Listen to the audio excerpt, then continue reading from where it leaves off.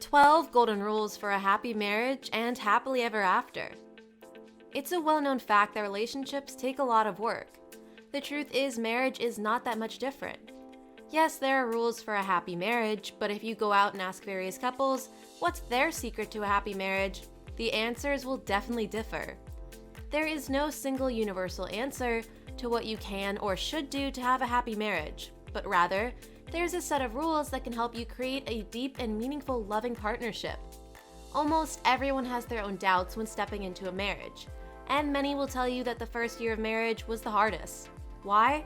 Because it takes a lot of dedication and effort to make a successful transition from being in a relationship to being married. Suddenly, you find yourself not just thinking about your own needs, but also of your partner's. You're not the priority anymore. It definitely won't be easy, but if you and your partner are ready to commit to making it work, there is no obstacle tough enough to break the two of you apart. And many people think that from the moment they say each other's wedding vows, everything will be smooth sailing. The truth is, the problems that you had in your relationship continue to appear in your marriage if they're not dealt with. There needs to be a lot of adapting by each one of you if you want to keep your marriage harmonious. Also, it's important to have patience with one another and be courageous enough to admit your mistakes, because there'll be plenty of them. Number 1, express your love for your partner every day. If you want to have a happy and love-filled marriage, you have to prioritize showing your partner how much you love them each and every day. While it might be easy for some people to express their feelings every day and say, "I love you," others have their own love language. Showing physical affection should come to you very naturally, and you shouldn't hesitate to express your gratitude if your partner helped you in some way. And expressing your love in whatever shape or form should be a part of your relationship. You already learned how to do that before you got married. On the other hand, sometimes loving someone takes effort and patience. That's especially true if your partner did something wrong or annoying. Your emotions go up and down, just like they do when it comes to loving your family and friends. Loving your spouse can be tough sometimes, and you might not be into it today. That's normal, don't worry. But putting in the effort to express your love despite your own emotions is the key to a happy marriage. And sometimes that's what marriage is. Maybe you've been married for quite some time and you don't know how to express your love for your partner. It may take something as simple as a flirty or loving text to make his day. So what are you waiting for? Go and send him a message saying you're thinking about him. Number 2, let go of the past. Are you the type of wife who has a hard time forgetting about past arguments or fights? Well, I know it's tempting to bring them up again and again, and it's easy to refer to them when you are in the heat of the moment. Maybe your spouse didn't clean up after he ate, so you start digging up the past. You never did blank, even when we were still dating, or remember the time you blank. The list goes on, and the truth is old wounds need more time to heal. I know that. But you shouldn't haul out past issues, especially if they were already sorted out, every time you have an argument in your marriage. Don't use the past as a way to ease your frustration or gain the upper hand, because it will only lead you to a dark and scary place. You don't want to use it as your escape hatch every time you two have a fight. It's destructive and it will lead you nowhere. The issues that you're having won't get resolved that way. Try to talk only about the issue at hand. Don't let it escalate into a conversation about past mistakes. And if you do have a problem, then talk it out and let it rest for a couple of hours. Some issues are really unresolvable and you need to accept that. Try to reach a truce with your spouse and move on with your happy marriage. Number 3, remember that magical spark. As I've already mentioned, when you get married, everything is different. And it's normal that you don't feel the same way you did at the beginning of your relationship. So, try to think back to when the two of you first met. Remember those sparks you felt when he ran his hands through your hair? Try to remember those beautiful nights when you had deep, meaningful conversations and stayed up till sunrise. It's important to stay connected with your partner, even though you might feel like the chemistry has faded. It hasn't. You just have to work a bit to feel it again. Try to be as self-aware as possible, so that you can tell your partner when you feel a bit disconnected from him. Make sure to take care of that feeling so it doesn't escalate into something more serious.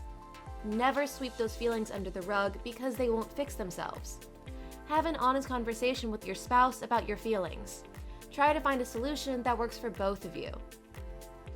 Number 4, don't be afraid to confront your partner. There are many myths about marriage that are making the rounds. One of them is that people who are happily married don't argue or have fights. That's simply not true. Remember, marriage partners are two different individuals who are trying to make it work. Each of them has his and her own preferences and wishes. That's why there are going to be arguments and fights, no matter how hard you try to avoid them. You've had arguments with your parents even though you love them dearly, right? Well, marriage is similar in that aspect. Every now and then, you'll disagree on things, and it's expected that tensions will run high. There are healthy arguments and unhealthy ones. But the fact is, they can make you and your partner stronger as long as you deal with them right away and don't sweep them under the rug. If you find a proper way to deal with arguments and come out of them stronger than you were before, your spouse will have more trust in you. On top of that, he'll feel comfortable expressing his emotions and let you know when he's unhappy about something. By doing so, you're going to avoid many unnecessary fights in the future. Number 5, always be there for each other. There will be days when you don't feel good and everything frustrates you. There will also be days when you and your spouse don't get along. In those moments, you have to be there for each other. Set aside your problems and always kiss each other goodnight.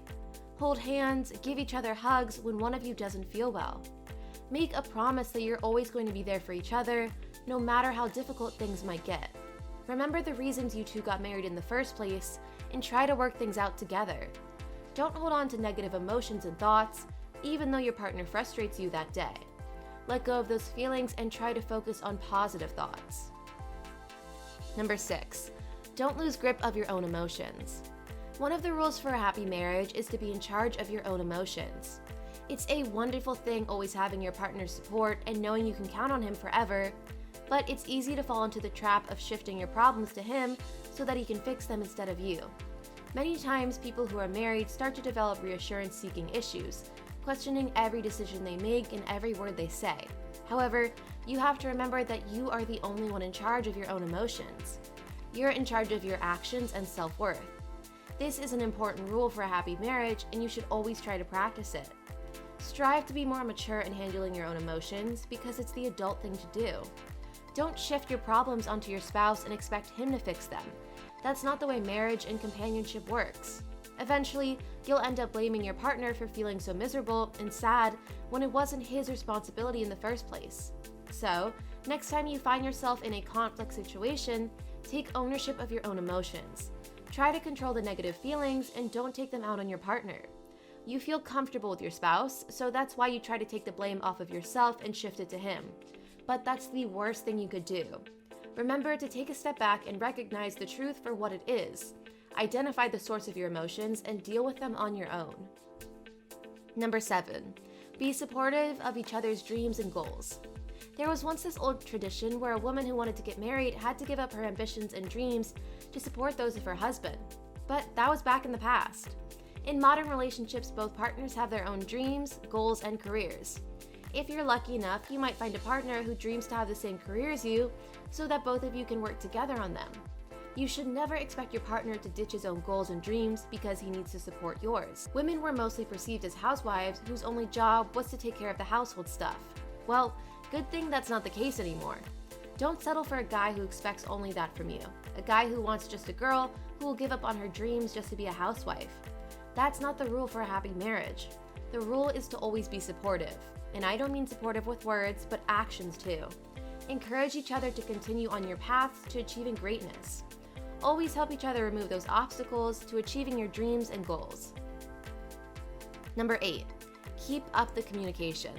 In these busy times when everything is going at lightning speed and most of us live a fast-paced life, it's important to slow down and listen to what your spouse has to say. When your partner is talking about something that's important to them, try to stop with your business and just listen. I know it's sometimes a difficult thing to do, yet the main takeaway here is that you shouldn't only hear his words, but truly listen to what your spouse is saying. If you are unable to pay attention to what your partner has to say, or if you are unable to focus on your conversation at that moment, just tell him. You won't offend your partner if you say that you're not ready to have the conversation right now. It's much worse if you pretend that you're there and that you're focused when actually you're not. Number 9, embrace the change. Most married couples who are on the verge of divorce, when asked what pushed them away from each other, cite reasons such as he/she isn't the same person I married, or he/she changed a lot. Changes will inevitably happen. Your opinion about a certain subject, hobbies, and even your lifestyle will change eventually, and there's nothing wrong with that. It wouldn't be good if you stayed the same and never grew to be a better person. Different situations and challenges shape us, and sometimes they irreversibly change us, whether for the better or for the worse. Don't live in the past, longing for something that should stay there. Don't fantasize about how it used to be. Instead, embrace the change and focus on your marriage right now. Growing together can only strengthen your bond as it becomes an intimate thing that only the two of you share. Number 10, maintain physical intimacy. Treat your relationship like the intimate connection that it is. It's one of the key rules for a happy marriage. Even though our lives are hectic and we have a lot of stuff going on, it's easy to forget when was the last time that you and your partner actually shared some intimate physical moments. In the blink of an eye, your relationship shifts from being lovers to roommates. Those spontaneous, magical moments are the most exciting ones, right? You have to keep the spark alive in the bedroom, even if all you want to do right now is binge watch some TV shows and nothing else. Physical touch and intimacy are necessary to keep the spark burning and deepen your emotional connection. One way to achieve that is to date your spouse. Pick one day a week when the two of you will go on a date, just like the old times. And I know you've heard this one before, but it actually works. When was the last time you and your partner went to watch a movie and then grabbed dinner afterward? Well, if you can't remember, then you're not doing it right. Create time to do things together that both of you enjoy. And they don't necessarily need to cost a lot of money.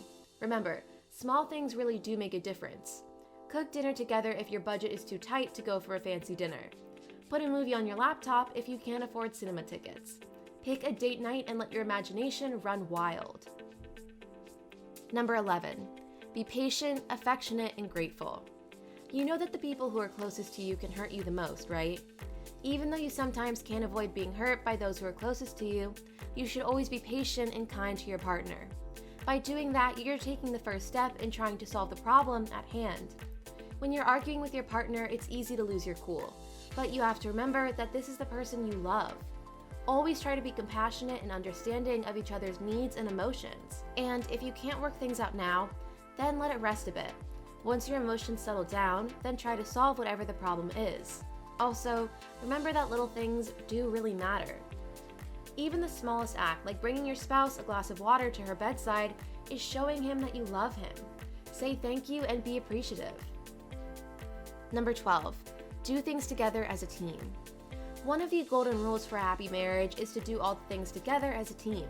That means you have to take the trash out once in a while. It also means that your husband needs to do the dishes if you don't have time for it that day. Sometimes when your schedules don't match, for instance, it's easy for one to blame the other for not preparing dinner by the time they get home. That's why it's best to try to do everything as a team and give each other roles or tasks that you need to do for that specific day. Maybe one of you can cook great burgers while the other one knows how to perfectly mow the lawn. When you've been married for quite some time, it's easy to overlook the importance of working out those tiny details. Things you should never do in a marriage. Don't ever be selfish.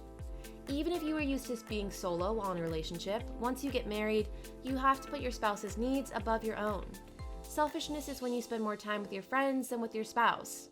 And it will certainly make the other person feel unimportant and insignificant. Tackle life as a team and never be selfish. Don't be jealous.